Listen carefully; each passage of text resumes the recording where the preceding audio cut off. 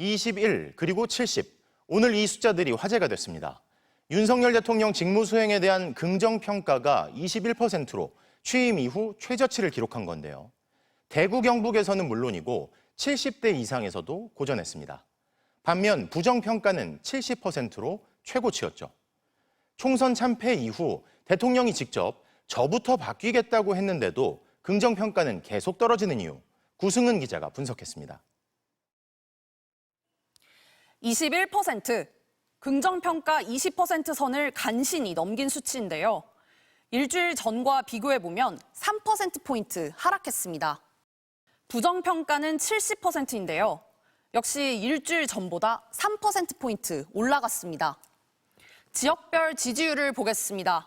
서울 17%, 인천, 경기 18%, 부산, 울산, 경남 29%입니다. 특히 보수 텃밭으로 불리는 대구, 경북 지역에서도 윤 대통령에 대한 긍정평가는 35%에 불과했습니다. 연령대를 보면요. 18세에서 29세 14%, 30대 10%입니다. 특히 전통적으로 보수 지지층이 많은 60대에서 30%, 70대 이상에서도 49%로 과반을 넘지 못했습니다. 작년 11월 김건희 여사의 명품백 수수 영상이 공개된 이후 윤 대통령 지지율은 줄곧 30% 초중반에 머무르다가 여당 참패로 끝난 지난 4월 10일 총선 직후 23%로 뚝 떨어졌습니다. 이때부터 24%를 벗어나지 못하다가 결국 21% 최저치를 찍었습니다. 이번 여론조사가 시작됐던 지난 28일에는 윤석열 대통령이 거부권을 행사한 최상병 특검법에 대한 재의결이 있었습니다.